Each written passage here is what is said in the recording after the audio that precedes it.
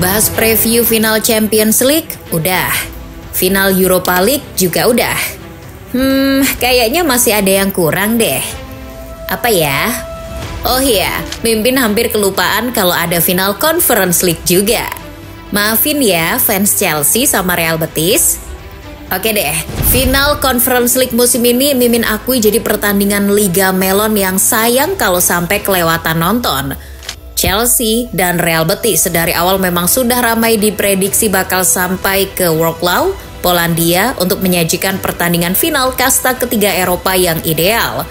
Dan sekarang ramalan itu telah terbukti. The Blues dan Los Verdi Blancos akan baku pukul demi gengsi dan angkat piala di akhir kejuaraan. Keduanya pun datang ke partai puncak dengan memikul target yang sudah jelas berbeda. Ada yang mengusung mimpi besar menjadi pengukir sejarah baru dalam sepak bola Eropa. Sementara di sisi seberangnya, ada nama luhur liga domestik yang dibopong demi menyelamatkan muka musim ini. Lantas, seberapa menariknya laga ini untuk ditonton dan ada cerita apa di balik persiapan kedua kubu?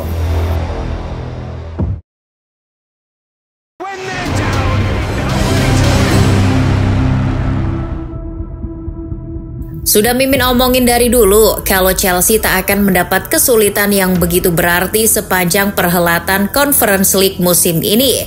Bahkan di video yang pernah Starting 11 Story buat, Mimin memprediksi klub London Biru akan menggapai tiket final. Beneran kejadian kan? Chelsea jadi salah satu finalisnya. Loh, tapi kan Chelsea pernah keok dari Legia Warsawa, Min. Di Stamford Bridge lagi. Iya, Mimin tahu kok. Kayaknya Enzo Maresca sengaja ngalah aja itu. Lagi pula Chelsea sudah punya bekal agregat 3 gol tanpa balas waktu leg pertama. Jadi apa salahnya berbagi kebahagiaan? Dan sebagaimana dalam surah Ar-Rahman ayat 60, tidak ada balasan kebaikan kecuali kebaikan pula. Chelsea langsung diganjar kebaikan setelah memberi secuil kebahagiaan pada Legia Warsawa. Musuh yang dihadapi di semifinal kualitasnya amat sangat jauh. Tim itu adalah Djurgården. Kalau tidak bermain di Liga Konferensi Eropa, kita mungkin akan menyangka Djurgården adalah nama kebun, bukan tim sepak bola. Dengan kekuatan skuad yang jomplang, gimana tim ini nggak jadi santapan empuk pemain-pemain Chelsea yang jago-jago itu? Selama 2 kali pertemuan, 5 gol diceploskan, sementara hanya 1 gol balasan yang nyangsang di gawang Philip Jorgensen. Chelsea pun melenggang anggun menuju final. Sementara dari sisi Betis, keberhasilan menapak anak tangga final menunjukkan keseriusan mereka sebagai penantang juara Conference League musim ini.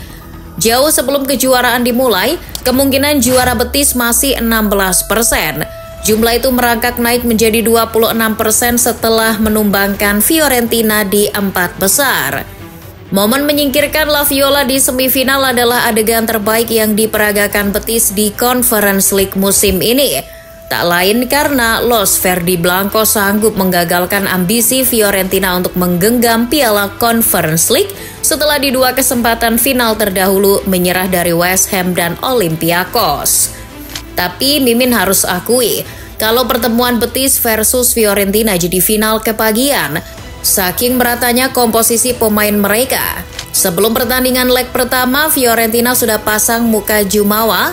Allenatore mereka, Raffaele Palladino, begitu percaya diri dengan timnya yang dihuni pemain seperti David De Gea, Robin Gosens, dan Moiskin.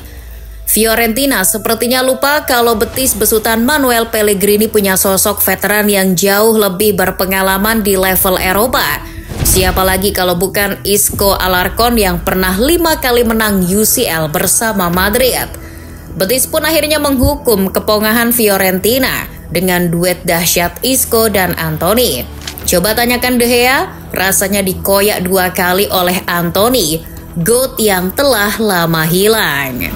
Seperti yang sudah disinggung di awal, kedua tim membawa misi masing-masing di pertandingan final. Chelsea memburu sejarah baru dalam percaturan sepak bola benua biru. Kalau Jose Mourinho adalah pelatih pertama yang mengoleksi 3 trofi kejuaraan Eropa, Chelsea punya peluang menjadi tim pertama yang mengoleksi 3 piala Eropa berbeda. Chelsea sebelumnya sudah mengamankan titel Champions League dan Europa League. Sudah barang tentu, final Conference League ini jadi harga mati untuk dimenangkan demi lengkapnya koleksi trofi di lemari Stamford Bridge. Jika Chelsea memburu rekor, Betis tampil di final demi menyelamatkan kehormatan La Liga. Setelah Barcelona terhenti di Champions League, sedangkan Athletic Bilbao tergelincir di Europa League, dan Real Madrid yang sudahlah. Betis jadi satu-satunya harapan Spanyol untuk meraih kejuaraan Eropa. Boleh dibilang Betis adalah tulang punggungnya La Liga saat ini. Menariknya, Betis menggendong seisi La Liga saat mencapai final Eropa pertama mereka sepanjang sejarah klub. Sebelumnya, laju Betis di pentas Eropa paling banter hanya sampai tahap perempat final UEFA Winners' Cup 1998. Kalau sampai juara, semua tim penghuni La Liga wajib sungkem sama Betis sih. Tak hanya soal rekor dan penyelamat nama baik, Chelsea dan Betis juga punya harapan lain ketika mereka nantinya dinobatkan sebagai juara. Ini soal kebanggaan dan harga diri sebagai tim terbaik di daerah masing-masing.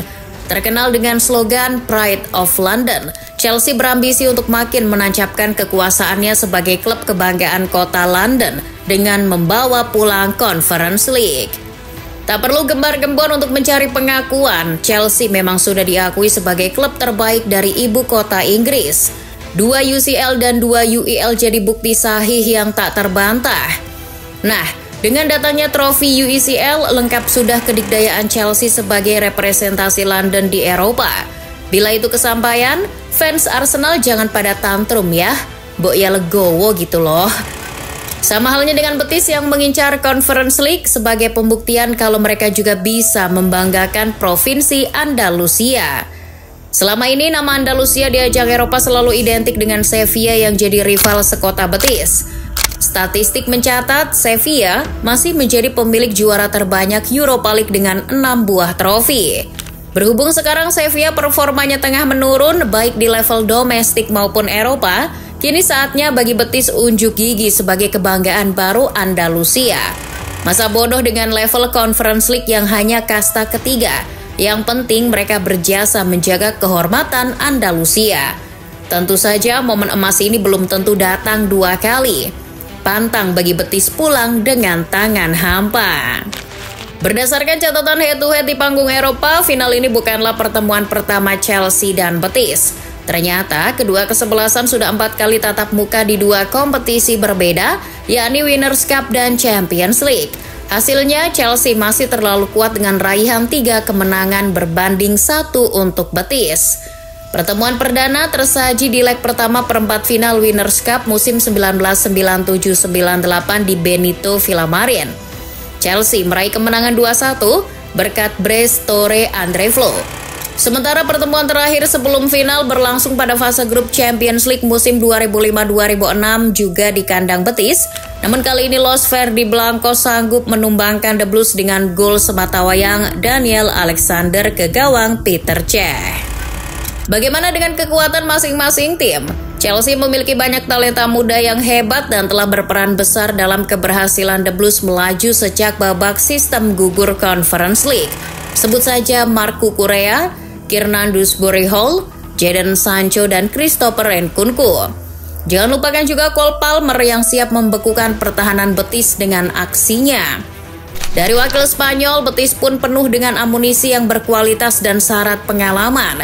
Cedric Bakambu menjadi mesin gol dengan mencetak 7 gol di Liga Konferensi musim ini. Isco dengan segudang pengalamannya di final siap membantu Anthony menciptakan momen tak terduga. Sementara lini belakang mereka solid dengan penjagaan Nathan dan Marc Bartra. Dengan catatan cuma sekali kalah dari 7 kesempatan final kompetisi Eropa, Chelsea memang berada di atas angin. Namun semangat meletup-letup Betis jangan dipandang tak akan sanggup hadirkan luka. Lalu siapa yang akhirnya mengangkat piala dengan wajah sumringah?